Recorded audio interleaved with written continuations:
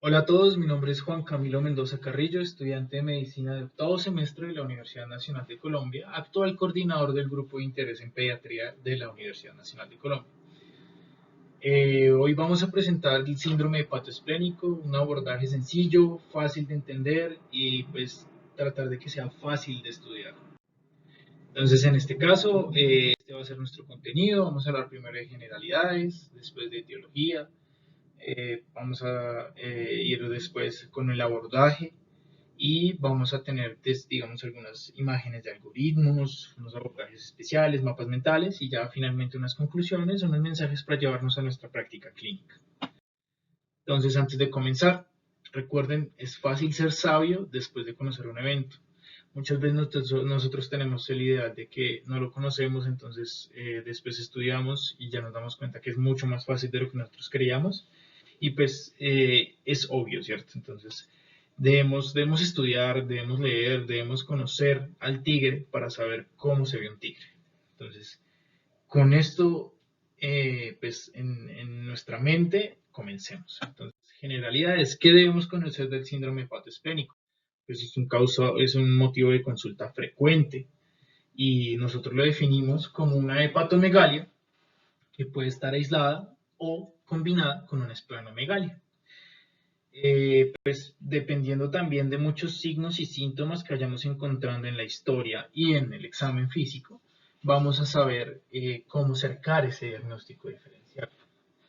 Debemos recordar que no todo lo que se palpa es una visceromegalia, o sea, nosotros podemos encontrar hígados que se palpan debajo del borde costal, pero que no sean significativos clínicamente, como para llamarlos hepatomegalia. Entonces, pues debemos tener en cuenta eso, dependiendo de la edad, del estado nutricional, de la talla, del peso y del estado inmunológico, cuando estemos hablando del vaso.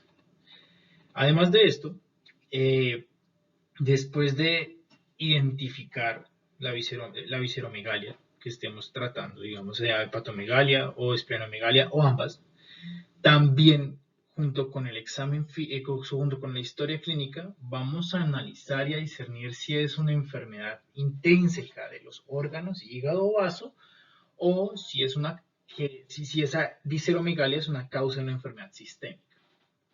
Teniendo en cuenta eso, nosotros debemos analizar muchas etiologías, pero muchas son muchísimas.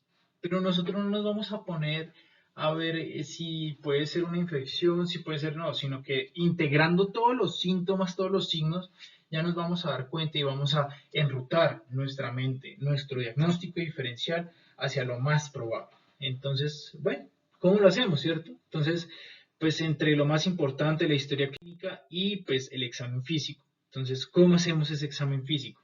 Recuerden que pues el hígado, tanto el vaso como el hígado, el borde superior lo vamos a analizar y a examinar con la percusión, el borde inferior con la palpación e inspiración profunda y vamos a analizar entonces consistencia, superficie, la sensibilidad, si tiene o no dolor, si digamos percibimos nosotros como médico tratante si con esa palpación se genera dolor o no, y también los signos extrahepáticos. Entonces, siempre, pilas, debemos tener el consentimiento del paciente y sus padres, debemos ser amables, delicados, tratarlo siempre bien para tener una buena experiencia, una buena relación médico-paciente. Debemos charlar, jugar y explicarle todo. Y debemos tener en cuenta siempre como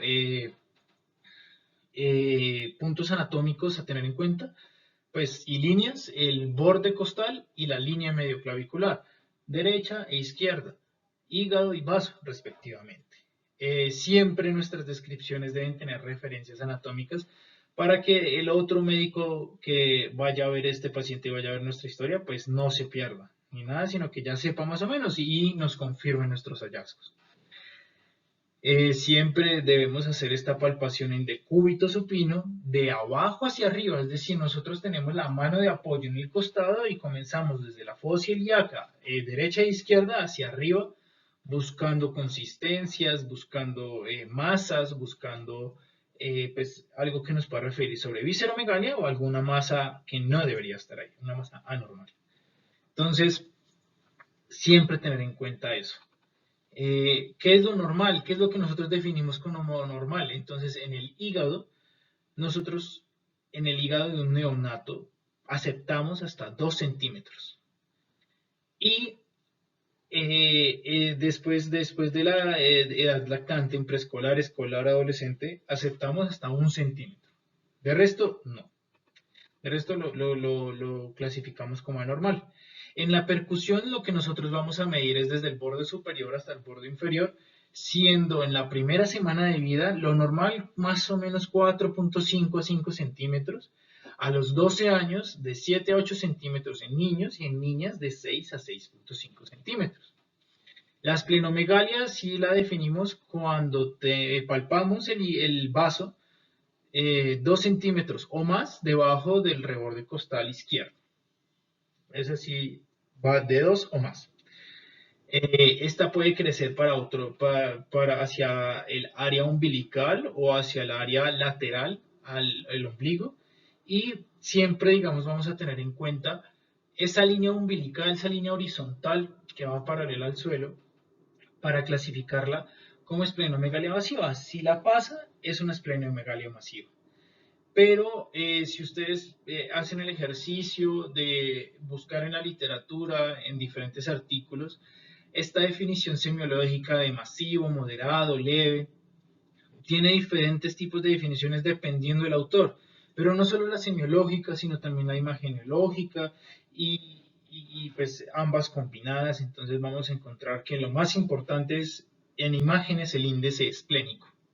Eso es lo que nos va a evaluar como tal. El vaso es una medida de la ecografía y pues no solo nos debemos quedar en un hallazgo, sino que debemos correlacionarlo todo con todos los signos extrahepáticos y también con todos los síntomas que nosotros logremos capturar de la historia clínica que hacemos al ingreso y pues al momento de la evolución que nosotros le vayamos a hacer a nuestro paciente. Y pues siempre al final del examen físico, si encontramos una hepatomegalia o una esplenomegalia o ambas, pues vamos a corroborarlo, vamos a confirmar nuestro diagnóstico con una ecografía. Entonces acá, a modo de representación, siempre vamos a tener en cuenta, pues, más o menos, ¿no? Una línea medio clavicular y el reborde costal, que entonces acá comenzaríamos a tener la quinta costilla y acá iríamos avanzando, ¿cierto? Octava, más o menos, octava costilla, y esta va a ser la quinta. Acá está la línea medio clavicular, y en este caso derecha. Y recuerden que en inspiración profunda el hígado se va a bajar. Entonces, hasta 2 centímetros lo toleramos en neonatos y lactantes, 1 centímetro lo toleramos en preescolares, escolares y adolescentes, y dependiendo de la consistencia, pero también van a haber alteraciones en la anatomía, variabilidades en la estructura del hígado y otro tipo de cambios anatómicos en la caja torácica que nos hagan descender al hígado de forma natural, ¿cierto? Porque pues no es como tal que genera algún tipo de patología. Y ese descenso hepático lo podemos interpretar falsamente como una hepatomegalia. Entonces ahí es donde comenzamos a pensar en el término de falsa hepatomegalia. Y esa falsa hepatomegalia va a tener diferentes características que más adelante las vamos a tocar. Entonces, continuemos. Como digamos una pequeña conclusión de esta primera parte, recordemos que no todo lo que palpamos es una visceromegalia. Siempre toca correlacionar con el cuadro clínico. Siempre. O sea, la hepatomegalia no viene solita. Va a venir con otros signos, otros síntomas, otros antecedentes, otros datos en la historia que correlacionando y uniéndolo todo, vamos a encontrar o pues a acercar más el diagnóstico. Entonces, sigamos con la etiología. ¿Qué nos puede causar una hepatomegalia, esplenomegalia en la población pediátrica? Bueno, mecanismos fisiopatológicos hay por montones. Lo bueno es que varios autores, varios artículos, los han dividido en 7. Inflamación, congestión, hemólisis, mecanismo tumoral o infiltrativo, colestásico, metabólico y otros o misceláneos. Entonces, comencemos. La inflamación. La inflamación está en relación con los procesos infecciosos de lisis celular o de infiltración de células inmunológicas en el parénquima hepático. Podemos encontrar en enfermedades autoinmunes como la hepatitis autoinmune, el lupus eritematoso sistémico diseminado, la sarcoidosis y la artritis reumatoidea. Asociado al uso de medicamentos como AINES, isoniazida, propiltiuracilo o sulfonamidas, debemos tener en cuenta también esa exposición a la radiación, exposición a las toxinas ambientales también.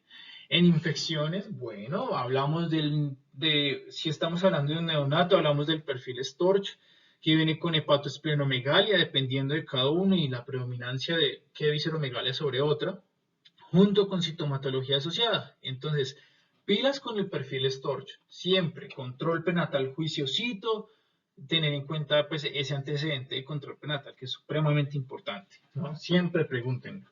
Entonces, Storch, S para sífilis, T para toxoplasmosis o de otros que sería VIH, enfermedades tropicales o endémicas, tuberculosis, entre las endémicas como tripanosemiasis, malaria, R para rubeola, C para citomegalovirus, H para herpes simple y hepatitis B, y ahí ya terminamos el perfil Storch.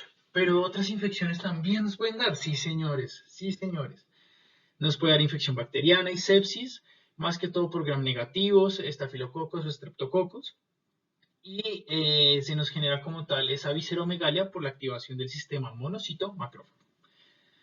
Parasitosis, ya hablamos arriba de unas, pues acá hablamos de malaria, esquistosomiasis, leishmaniasis visceral, absceso hepático amebiano.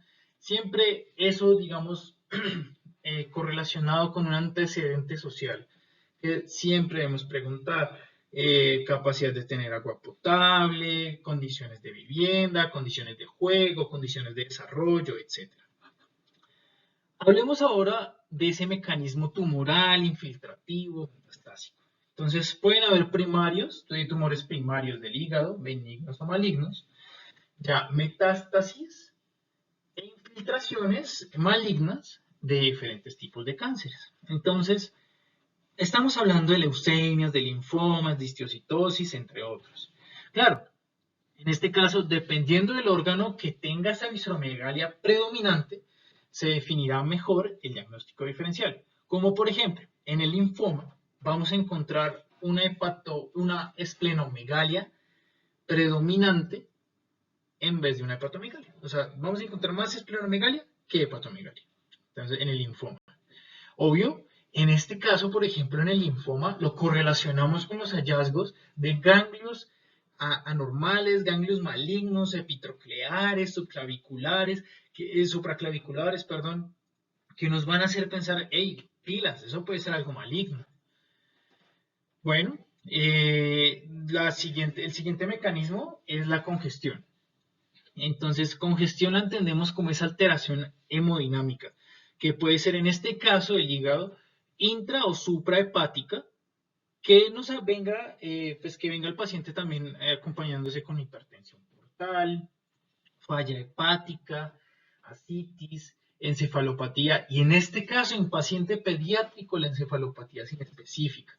Los padres pueden estar diciendo como, hey, mi hijo debe que yo lo estoy notando muy raro, está irritable, llora por todo, o no responde al ambiente, y uno, con diferentes cositas que uno va cogiendo y uniendo esas nubes, ahí uno está diciendo, hey, pilas con este hígado, pilas con la hemodinamia, de pronto un antecedente de cardiopatía congénita, entonces puede ser que está haciendo una insuficiencia cardíaca congestiva, antecedentes familiares de problemas en la sangre, coagulopatías, pueden estar hablándonos de una obstrucción suprahepática o un síndrome de Budd-Chiari. Ya en el patrón colestásico podemos encontrar obstrucciones biliares, pero eso es un montón de cosas. puede ser un tumor extrahepático que esté generando una compresión extrínseca, anomalías congénitas del sistema biliar, al igual que alteraciones adquiridas. Y pues digamos, para este caso, siempre debemos tener en cuenta la atresia biliar, que es una urgencia. Eso necesita un diagnóstico temprano y un tratamiento precoz antes de las 8 semanas para que tenga un buen pronóstico el paciente. Siguiente, pues el mecanismo hemolítico, eso sí se habla solito, la anemia hemolítica que genera esplenomegalia y hepatomegalia debido a esa eritropoyesis secundaria que se genera como reactivación e hiperestimulación medular para la eritropoyesis y pues también genera visceromegalia por activación del sistema retículo endotelial. Vamos a encontrar también hiperbilirrubinemia, podemos encontrar ictericia, etc. Finalmente, bueno, ya nos quedan dos. Solo la metabólica, que puede ser por enfermedades de depósito que alteran nuestra arquitectura hepática, por fallas del metabolismo, algunas enzimas ya congénitamente adquiridas, y pues debemos tener siempre en cuenta la evaluación de los síntomas adicionales. Porque, por ejemplo, hipoglicemia en ayunas, pues nos puede decir de muchas cosas, pero entonces si nosotros llegamos y decimos eh, que tiene un retraso mental progresivo, un retardo mental progresivo, acompañado de hepatomegalia temprana, entonces podemos pensar, uy, probablemente puede ser una enfermedad de Gaucher por acumulación de glucocerebrósidos, como en la enfermedad de depósito de lípidos, o de Niemann-Pick, ¿cierto? Pero pues ya eso depende de la sintomatología y de la temporalidad de todos los síntomas que nos refieran los papás. En enfermedades metabólicas también se encuentra la esteatosis hepática relacionada con la desnutrición proteica, la obesidad, que es un tema de moda ahorita en pediatría. Recuerden que está aumentando la incidencia de niños obesos y posteriormente de adultos jóvenes con diabetes, con NASH, etc. También se está asociada con toxinas medioambientales y medicamentos que estimulen o pues que generen esa esteatosis hepática. Y siempre debemos recordar que esta esteatosis, si no se corrigen los estilos de vida o si no se corrigen como tal esa causa, progresa a cirrosis y después a más eventos riesgosos como el carcinoma hepatocelular. Eh, entonces, finalmente encontramos en las metabólicas la acumulación de metales como cobre en la enfermedad de Wilson y hierro en la hemocromatosis. Y la mucopolisacaridosis, que tiene 5 tipos, creo. Y el detalle más importante de esto son las fases toscas de los niños. Entonces, pilas con eso. Las otras son las misceláneas, que podremos encontrar hipotiroidismo, otra vez esteatosis, entre otras. Siempre digamos que debemos encontrar como esa forma de juntar esos síntomas, ¿no? Entonces, si tenemos una esplenomegalia con una visitopenia basada en línea roja y plaquetas con leucocitosis, pues probablemente estemos en un contexto de hiperesplenismo y puede venir con hipertensión portal y pues más que todo eso son causas extrahepáticas en pediatría. Debemos tener en cuenta eso. Siempre, digamos, tratar de correlacionar cuál es la función del órgano con su afección. Entonces, bueno, estamos avanzando rápidamente. Encontramos el abordaje, esa aproximación al paciente pediátrico con hepatoesplenomegalia. Hay varios algoritmos. Nosotros, digamos, por academia nos regimos por el algoritmo de la doctora Linares y el doctor Beltrán. Hicieron en su libro de oncología pediátrica, pero también hay varios y a eso vengo, a exponerles los de mi academia, pero también a exponerles los de otros autores. Entonces, comencemos. Siempre estas 4 cosas van a definir nuestro camino. Hacer una buena historia clínica, un buen examen físico, pedir las pruebas diagnósticas e imágenes que sean necesarias y hacer un buen enfoque diagnóstico. Entonces, comencemos. Historia clínica.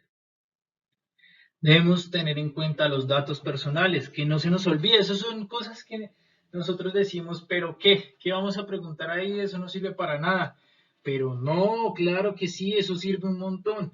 La procedencia y sexo, la edad de la madre y la ocupación de la madre nos sirven un montón para ver exposicionales y las enfermedades más prevalentes dependiendo de la edad. El motivo de consulta y en la historia de la enfermedad actual, nosotros lo debemos aprovechar porque de ahí vamos a sacar un montón de información, la evolución y progresión de los síntomas, ¿cierto? Podemos estar hablando de una enfermedad, de una hepatomegalia asintomática o puede ser que está acompañada de algo más. Entonces, preguntemos a ver si tiene síntomas de infección, si, nexos con animales, epidemiología, nexos epidemiológicos, preguntar si alguno de esos familiares está enfermo con algo, de qué está enfermo, si vive con él, ¿cierto? Preguntar si él lo ha visto pálido o amarillo como un pollo. Pilas con eso es bien importante. Luego seguimos con los síntomas, ¿cierto? La revisión por síntomas y sistemas, o pues en este caso, digamos, yo lo organicé como, antes pues no la puse, ¿no? Pero antes de la revisión de síntomas por sistemas, pues yo siempre pregunto los antecedentes, entonces preguntar los antecedentes familiares de hepatopatía, colecistectomía, anemia, ictericia, cirugías como esplenectomía, mortinatos anteriores, enfermedades neurodegenerativas, bueno, un montón de cosas que uno puede preguntar para tratar de enfocar ese diagnóstico a ver qué pasa, ¿cierto? Si es una enfermedad como tal adquirida o es cosa del niño, controles prenatales, pilas, entonces los antecedentes maternales, perinatales y natales. Preguntar las infecciones en la madre gestante, si le hicieron el perfil Storch o no, si la madre es consumidora de drogas intravenosas o no, si tuvo transfusiones, pues que eso nos puede ayudar a ver las exposiciones a transmisión vertical que pudo haber expuesto al niño. Pues por ejemplo, como algo ya más adquirido en esta etapa, la hepatitis B o C la puede adquirir porque la madre sea usuaria de drogas intravenosas o por exposición a productos sanguíneos o por tatuajes recientemente hechos o hechos durante el embarazo. Antecedentes patológicos de cardiopatía congénita, importantísimo. Antecedentes de inmunización, no quiere decir que, digamos, estemos revisando el hígado y ya solo se nos olvide todos los demás, de todo lo demás del niño, sino también siempre antecedente de inmunización, teniendo en cuenta todo el PAI, ya lo han actualizado, ya tenemos más cositas, entonces pilas con eso. El desarrollo psicomotor y pues el neurodesarrollo, preguntarlo y tenerlo en cuenta y analizarlo es demasiado importante. Si vemos un tipo de retraso, si vemos un tipo de progresión lenta o al revés, si vemos un tipo de progresión retrógrada, pues no, un tipo de falla en ese neurodesarrollo y que se devuelve, pilas, porque eso puede ser alguna enfermedad metabólica. El antecedente nutricional para enfermedades de depósito aberrante de lípidos, de ácidos grasos. El antecedente social por las infecciones también. El antecedente exposicional por todo lo que ya hablamos. Traumático, más que todo, puede ser un hematoma ahí metido en la cápsula, o pues un hematoma que nos está ahí generando problemas de megalia, pero que sería como una falsa megalia más o menos. Y pues antecedentes farmacológicos, por lo que ya hablamos. Ya ahora sí, en este punto de la revisión por síntomas, la revisión de síntomas por sistemas, debemos preguntar ahí si todo lo que estamos relacionando. Entonces, si tuvo una infección, entonces, ¿qué preguntamos en infección? No, pues fiebre, exantema, afección faringoamigdalina, entre otras cositas, ¿cierto? Pero más que todo fiebre, sintomatología sistémica como vómito y diarrea, acá lo que les comentaba, muchas infecciones, muchas patologías de forma crónica o aguda o subaguda pueden generar un retraso en el crecimiento y en el neurodesarrollo. Entonces, pilas, toca ponerse cuidadosos con eso. Si tenemos un antecedente de ingesta de comida de mar, de moluscos más que todo, pero pues nos están diciendo que no los lavaron bien o que olían feo o que no los prepararon bien. Y junto a eso, o adicionalmente antecedentes de viaje, y el paciente está con una hepatomegalia, con una ictericia, pilas, puede ser una infección por hepatitis A, y ahí está la infección. Entonces, también debemos preguntar sobre si la madre o el padre ha visto o ha detallado a su hijo con síntomas de enfermedad hepática, pues ictericia, coluria, cómo le ve el pipí, cómo le ve el popó, si ha tenido hemorragias, si lo ha visto hinchado, ya no le entran los pies, los zapaticos, las mediecitas, las chancletas, si ha visto que, digamos, tiene una alteración de la conciencia, está somnoliento, eh, eso debemos tenerlo, debemos cogerlo con pincitas, ¿cierto? Porque puede ser, bueno, un patrón colestásico con coluria, colia, ictericia y prurito, o una insuficiencia hepática con una alteración hemorrágica, hipoglucemia, encefalopatía. Entonces, son varias cositas que debemos tener en cuenta. Entre ellas, pues, las adenopatías. Si la mamá llega y le está acariciando y le coge el cuello, y hay una bolita acá y al otro lado también.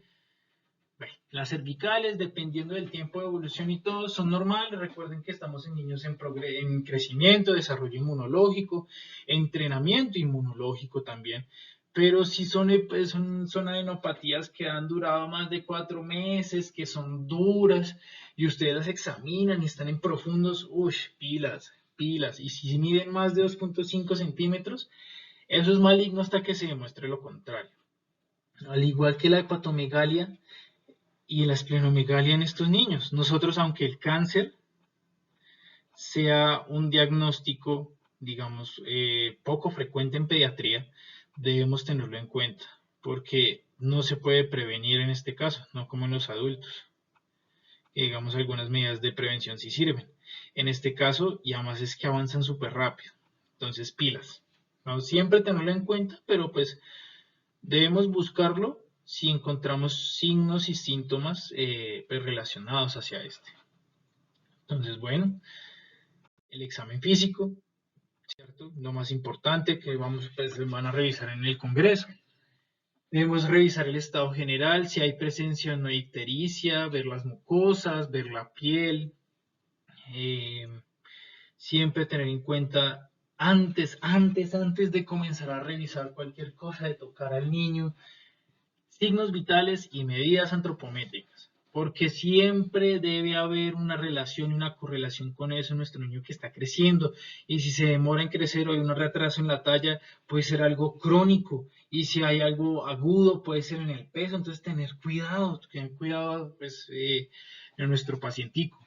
También pues además de la ictericia en piel y mucosas, también podemos encontrar palidez, signo de anemia, puede ser algo linfoproliferativo, una anemia hemolítica, o lesiones hemorrágicas, que junto con estas lesiones hemorrágicas podemos relacionar con las pruebas o con una pancitopenia. Y eso podría hacernos sospechar aún más si tiene hepatomegalia o esplenomegalia, o ambas, de un desorden linfoproliferativo, y encendemos alarmas. Las adenopatías, como anteriormente se los dije, dependiendo del lugar, si es epitroclear, supraclavicular o pues generalizadas, más de 2 estaciones, debemos evaluar sus características. Entonces, ¿qué características son malignas? Mayor a 2.5, que sean duros, dolorosos o no, y que su evolución sea mayor a 4 semanas. La primera semana decimos adenopatía y nosotros, bueno, démosle antibiótico, no respondió, bueno, démosle antiinflamatorio, no respondió, pilas. Y si están adheridos a planos profundos, pues aún nos hace sospechar aún más. En el abdomen, como acá lo muestra, es un poco esquemático, ¿no? Pero podemos evaluar la consistencia, y si hay nódulos, y si hay ascitis, y si hay circulación colateral. Siempre, entonces, inspección, percusión, palpación y auscultación. Si no es abdomen agudo, así en ese orden, pues si es abdomen agudo, pues alteramos la auscultación antes de la percusión para que no haya alteración pues, de los ruidos. Pero entonces, ¿por qué auscultación? Podemos escuchar soplos, sí señores. Y si lo correlacionamos con un hallazgo de hemangiomas, Pilas, puede ser una malformación vascular que nos pueda generar problemas ahorita y más adelante. Pues siempre tener en cuenta ese crecimiento restringido pues, intrauterino del estorcho, con la microcefalia, la corioretinitis, la púrpura. Eso es más en el caso de la neonatología. Y tener en cuenta siempre, siempre, siempre que la ictericia puede ser por el aumento de la bilirrubina indirecta, en el caso de anemia hemolítica, o directa, en el caso de daño hepático directo. Pero la coluria siempre va a ser por aumento de la bilirrubina directa, porque esa es la que pasa las barreras. Y esa viene con acolia. Si encontramos estas dos, palidez y lesiones hemorrágicas, deberíamos pensar en una pancitopenia, ¿cierto? Y tener mucho cuidado porque estamos en una alta sospecha de cáncer. Eso es de urgencia, eso es de una vez remitirlo al oncohematólogo pediatra o al pediatra y que lo remitan a un hospital de mayor complejidad donde en verdad lo puedan atender. Porque las leucemias y los linfomas en verdad avanzan demasiado rápido y se llevan a muchos niños. Entonces ya hay tratamiento para eso. Entonces ya podemos aumentar la expectativa de vida. Entonces, como les comentaba, fiebre, soplos y mangiomas y las malformaciones vasculares, hipertensión portal, ascitis y circulación bilateral, colateral. Muy bien, ahí está. Podemos encontrar ese abdomen globoso. Y si el niño, pues debemos también tener en cuenta el diferencial con la nutrición del niño. Siempre tener en cuenta eso. Y si estamos hablando de hepatomegalia, nos debemos referir a todo el paciente, porque es que es un complejo multiorgánico, multiemocional, multicognoscitivo, etcétera, multitodo, ¿cierto? Entonces, revisión oftalmológica, los anillos de Kaiser-Fleischner en la enfermedad de Wilson. Entonces, pilas, las cataratas también las podemos encontrar en la galactosemia. Y pues lo más evidente, ¿cierto? El corazoncito. Si encontramos cianosis en el paciente o soplos y pues soplos, pilas, debemos evaluarlo bien, una ecografía, que no se nos vaya a pasar nada porque pues también afecta la calidad de vida y pues a nuestro paciente. Entonces, como les comentaba, es una revisión completa, es un todo, ¿sí? Él es un organismo. No solo es un hígado grande, no solo es unos ojos con un anillo, no, es un todo. Entonces, debemos tener en cuenta que si hay una facción como el pectus excavatum, un descenso en el diafragma como en el neumotórax, o variantes anatómicas del hígado como el lóbulo de Riedel, podemos encontrar palpación del hígado. Pero ¿será que esa es una hepatomegalia? No, señor, no, porque el pectus excavatum no tiene nada que ver con la hepatomegalia, neumotórax tampoco, y las variantes anatómicas menos. Entonces acá estamos configurando ese concepto de la falsa hepatomegalia que en las primeras diapositivas mencionamos. También podemos encontrar otras alteraciones, masas abdominales no hepatomegálicas, como quistes en el colédoco, masa retroperitoneal, abscesos perihepáticos y una vesícula biliar distendida. Así que pues debemos hacer ese juicioso análisis, ese juicioso reconocimiento de signos y síntomas para que una simple palpación del hígado no nos alarme tanto. Entonces, bueno, sigamos. Pruebas diagnósticas e imágenes. Esto, historia clínica buena, examen físico bueno, enfoque diagnóstico bueno, pero estas son las necesarias. Por todo, por costos, por comodidad del paciente, por facilidad, por todo, por todo. Ya vamos a ver por qué. Entonces, siempre unas pruebas escalonadas y racionales y no juntas, y esa Y. Entonces, esa interpretación pues debe ser dependiente del paciente, del tipo de paciente y su cuadro clínico. Entonces, la primera línea.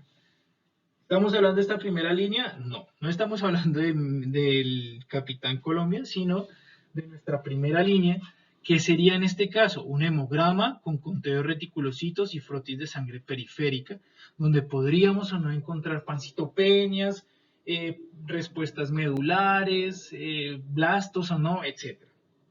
También un perfil hepático completo con AST, ALT, GGT, fosfatasa alcalina, bilirrubina total y directa, albúmina, glucemia, lípidos, función renal con bunicreatinina, pruebas de coagulación que también nos van a determinar la función hepática, los tiempos, el TP y el TTP, la serología para virus hepatótropos, dependiendo de los exposicionales, no es que le vayamos a pedir todo de una vez, sino dependiendo, ¿cierto?, de nuestro cuadro clínico y todo, y un uroanálisis. Pilas con eso también. En imágenes, la primera línea va a ser la ecografía Doppler, porque con esta vamos a confirmar, ver el tamaño, las consistencias, los flujos, a ver si hay obstrucción vascular o no. De segunda línea, y ya cuando encontremos un tumor, una masa que queramos detallar aún más, o una lesión que queramos detallar aún más, pues está el TAC y la imagen por resonancia magnética, pero el primero que se usa es el TAC. Entonces, vamos a ver. ¿Cómo interpretamos estos paraclínicos? Entonces la interpretación clínica debe ser frente a nuestro paciente con sus paraclínicos, con sus imágenes y teniendo en cuenta que nosotros tenemos esto primero, ¿cierto? Un cerebro que los puede relacionar todos. Entonces, que un hemograma con reticulocitosis y un extendido que encuentre blastos, pues pilas, vamos a identificar un síndrome linfoproliferativo que esté relacionado a citopenias. Un perfil hepático nos va a ayudar a diferenciar si la hiperbilirubinemia es directa o indirecta y si hay o no daño daño en el hepatocito o si es de otra fuente esa hiperbilirrubinemia. Y la función hepática, vamos a determinar si está funcionando bien o mal el hígado. Fácil. La atresia biliar que anteriormente les había mencionado, que es una emergencia, tiene una ictericia persistente mayor a 2 semanas, pilas, o sea, eso es de una vez, neonato, que dure 2 semanas con ictericia, pilas, y que tenga una hepatomegalia, que puede venir sin esplenomegalia, 0 grave. Puede venir hepatomegalia con ictericia mayor a 2 semanas de edad, pilas, pilas. Y si es a expensa de la directa, de una vez para urgencias, que eso lo deben tratar antes de las 8 semanas de vida, pilas. Entonces, signos y síntomas a tener en cuenta, pues bueno, evaluar siempre el crecimiento y el neurodesarrollo para ver si hay algún retraso o alguna alteración, evaluar el deterioro neurológico, cómo está su estado de conciencia, ¿cierto? Los hallazgos cutáneos, hemorragias, hemangiomas, hallazgos oculares, estos anillos especiales, las cataratas, si tiene o no rojo retiniano, síntomas sistémicos, vómito, diarrea, fiebre, rasgos ya como tal dismórficos, como la mucopolisacaridosis con las fases toscas y los hallazgos abdominales. Entonces, bueno, hagamos entonces el enfoque diagnóstico de nuestro paciente. Y acá lo tenemos. Entonces nosotros lo dividimos en el enfoque para neonatos y lactantes, el enfoque para mayores de 1 año, preescolares, escolares, adolescentes, etc. Entonces, lo saqué del libro del doctor Beltrán y la doctora Linares, Fundamentos de Oncología Pediátrica. Se los recomiendo si lo pueden leer. Entonces, comenzamos entonces, hepatomegalia. Encontramos hepatomegalia en menores de 1 año. Le hicimos una buena historia clínica. Tenemos los exámenes de bilirrubinas, fosfatasa alcalina, ecografía abdominal. Entonces, vamos a irnos por esta rama. Hay esplenomegalia. O sea, tenemos hepatoesplenomegalia con una hiperbilirrubinemia directa. Sí, entonces pensemos en Storch, sepsis y enfermedades metabólicas. Las enfermedades metabólicas tienen deterioro cognitivo, sí, pilas. Puede ser una enfermedad de depósito de lípidos, Niemann-Pick, Gaucher. Si no es expensa de la directa, puede ser también Storch, también sepsis, pero acá encontramos la obstrucción vascular y los tumores hepáticos. Entonces ya con imágenes mucho más especializadas podemos determinar qué es cada cual, con exámenes, con hemocultivos, con etcétera. Entonces, pilas con eso. Acá, entonces, hepatomegalia en menores de un año, ya sabemos, neonatos y lactantes, sin esplenomegalia. Entonces, vamos a determinar con nuestros paraclínicos, ya después del examen físico, ya después de confirmarlo con ecografía, con nuestros paraclínicos, si hay una hiperbilirrubinemia o no. Vayamos a ver. Entonces, la bilirrubina está normal. Entonces, pilas, puede ser un tumor primario o una desnutrición. Es hepatomegalia. O si hay una hiperbilirrubinemia, vamos a ver cuál predomina, si está a expensas de la directa o a expensas de la indirecta o mixta. Si está a expensas de la directa, puede ser una atresia biliar o un quiste del colédoco, ¿cierto? Porque ya pasó el hígado, ¿cierto? Ya se conjugó. Y si es indirecta o mixta, puede ser que, entonces, una hepatitis infecciosa neonatal, nutrición parenteral total, medicamentos o tóxicos que nos generen como tal una lesión, ¿cierto? En el hepatocito, que pueda aumentar las AST y las ALT y nos pueda generar que no conjugue. Entonces, si no está conjugando, de pronto podríamos ver en los tiempos una prolongación, una alteración en la función hepática. Entonces, bueno, pilas. Ya ahí vamos conectando todas las cositas, correlacionando todo con todo. Acá, este es otro, este lo saqué de la revista de Pediatría Integral, publicado en el 2015 por la doctora Muñoz. Entonces, lo mismo. Entonces, recién nacido un año, entonces recién nacido lactante. Después de hacer anamnesis y exploración física, ecografía para confirmar los hallazgos. Y nuestra primera línea, en este caso la gasometría, ahí la metieron porque pues en los españoles pues tienen diferentes formas de hacer estos enfoques. Tenemos, o que puede ser una insuficiencia cardíaca congestiva, tumores hepáticos, enfermedades de depósito, hepatomegalia y colestasis, y pues aumento, bueno, entonces acá, por ejemplo, acá nos están diciendo, digamos ya las causas, pero acá sí nos lo enfocan según los hallazgos. Entonces, hiperbilirrubinemia indirecta, con esplenomegalia, pilas, una hematopoiesis, una hemopoiesis extramedular. Eso, si después de ser neonato y después de algunos meses, pues persiste, toca ponerle atención. Ahora concentrémonos acá. Tengamos esto en cuenta. Hepatomegalia más colestasis. Vamos a ver qué sale de eso.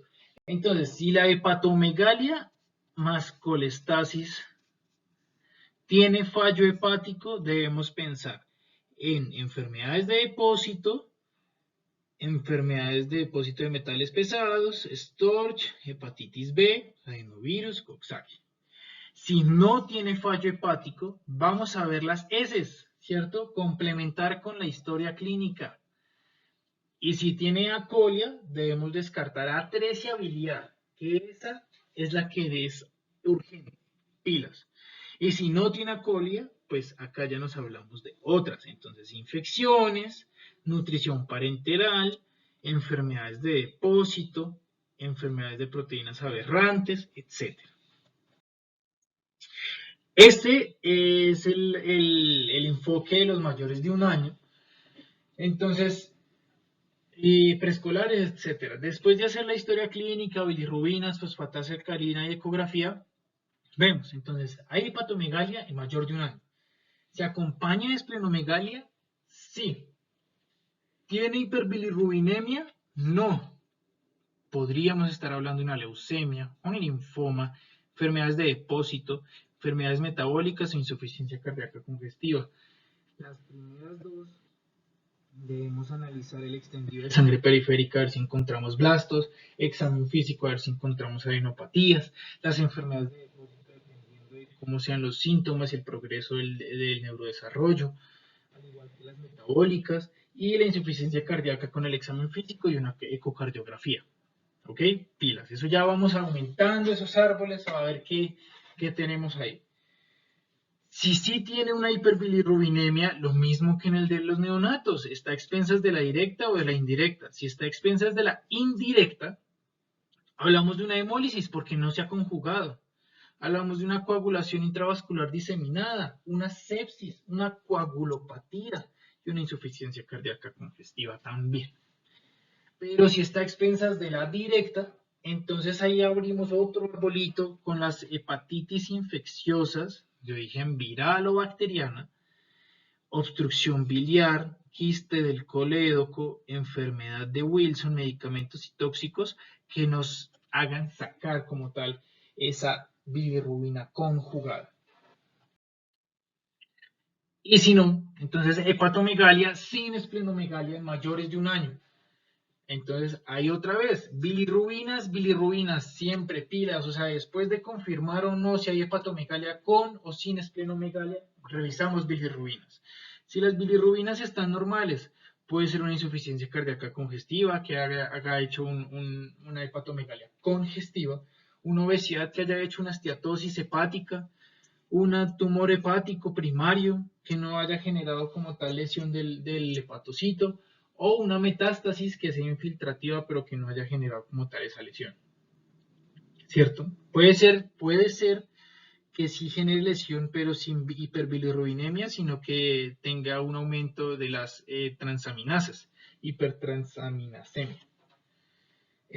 Si no, si tiene hiperbilirrubinemia, ahí sí ya no la distinguimos entre directa o indirecta, sino de una vez.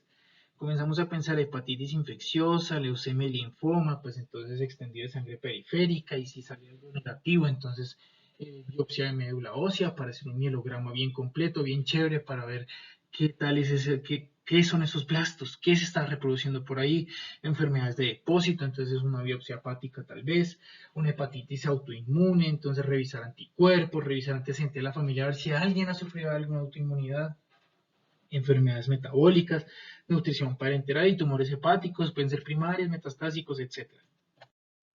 Entonces, otra vez, volvemos al algoritmo de la doctora Muñoz. Entonces, bueno, mayores de un año, habiendo hecho anamnesis, ecografía y los exámenes de primera línea, tener en cuenta. Entonces, acá, ella, en vez de enfocarlo ya directamente a patologías, ya de una vez lo enfocó a las posibles causas, como lo que nosotros anteriormente habíamos hecho. Esto es un enfoque etiológico, no un enfoque diagnóstico, pero sirve para ubicarnos en el tema. Entonces, bueno, también podemos tener un enfoque pendiente del hallazgo. Este sí, digamos que lo hice a partir de varios artículos y de varios libros. Entonces, podemos encontrar a partir de la ecografía una hepatoesplenomegalia. Entonces, puede ser difusa y pensamos, PIN, hacer una biopsia hepática, una lesión focal y hacemos una TAC para ver como tal los detalles de la lesión. Si vemos y analizamos y en el reporte de ecografía nos dicen que es una alteración de la vía biliar extrahepática, pilas, puede ser una atresia biliar y debemos hacer una colengiografía, hay algunos estudios que hacen radioisótopos, una biopsia, pero si encontramos hipertensión portal, la dividimos en tres, prehepática, intrahepática y suprahepática. Si es prehepática, angiografía. Si es intrahepática, biopsia, porque también puede ser cirrosis. Y si es suprahepática, ambas, biopsia y angiografía. Muy bien. Este sacado del libro del doctor Beltrán y la doctora Linares es como tal ese enfoque más, digamos, de gráfico de la hepatomegalia y esplenomegalia, y ya más como en un plano cartesiano. Entonces, podemos encontrar normal y normal, leve con normal, etcétera, ¿cierto? Pero entonces, siempre teniendo en cuenta, bueno, pues eso se dividió por columnas y todo, se los dejo acá para que lo revisen con tranquilidad. Mientras tanto, vamos siguiendo. Entonces, el abordaje es de la atención primaria. Esto lo saqué de una guía de algoritmos creo que es de España. Entonces, debemos pensarlo, sí, desde la atención primaria también, porque nosotros primero vamos a ser médicos generales o pediatras y ya después vamos a tener en cuenta diferentes particularidades en nuestra especialidad y todo. Pero primero vamos a tener en cuenta la atención primaria y acá está este tipo de algoritmo con toma de decisiones que son los rombos y con los niveles de acción que son los rectángulos. Se los dejo acá también para que lo analicen con cuidado, con cautela, digamos siempre teniendo en cuenta que estamos pues en Colombia y siempre tener en cuenta a nuestros pacientes. Entonces, muy bien, ahí está la referencia. Es la guía de algoritmos de pediatría de atención en primaria, del 2016. Y bueno, conclusiones, mensajes para llevarnos a la casa. ¿Cuál es nuestra función verdadera en atención primaria? Siempre, entonces, detectar y entender la patosplenomegalia en nuestro paciente, ¿cierto? En una persona que es completa, que tiene todo. No debemos menospreciar este hallazgo. Debemos tener en cuenta hacer una muy buena anamnesis y un buen examen físico, teniendo en cuenta antropometría y neurodesarrollo para ver la etiología de esa patosplenomegalia, o al menos acercarla un poco, ¿cierto? Las pruebas escalonadas y de forma racional para que no haya sobrecostos ni para que nuestro paciente ni su familia tenga que sufrir tanto por los costos de movilidad y todo eso, los costos también de paraclínicos y eso. Y analizar si es agudo o crónico y la gravedad del cuadro. Si lo necesitamos remitir, lo remitimos ya.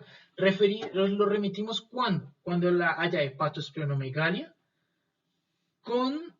pero digamos, esas patosplenomegalia ya debe estar estudiada por nosotros. O sea, después de pedir los de primer nivel, los paraclínicos de primer nivel, los remitimos a un pediatra o un oncopediatra.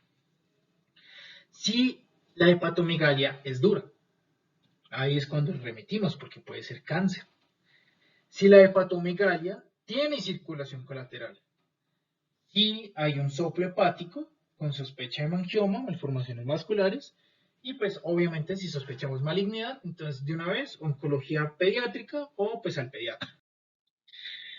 Entonces, digamos, nunca subestimemos la hepatomegalia, aunque no todo lo que palpemos es una hepatomegalia, no toda la hepatomegalia es algo maligno.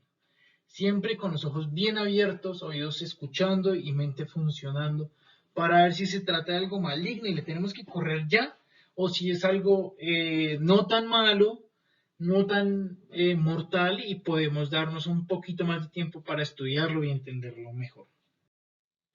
Entonces, estas son las referencias que utilicé y mil gracias por su atención. Como bonus track les dejo estos algoritmos que encontré a lo largo de la revisión de literatura que hice. Son chéveres, son completos, unos son de decisiones, otros ya son más de tener en cuenta diagnóstico y decisiones y así. Y finalmente los dejo con las preguntas. Si quieren nos pueden enviar sus preguntas por Instagram y nosotros las tendremos en cuenta. Que pasen un buen día y nos vemos en la siguiente.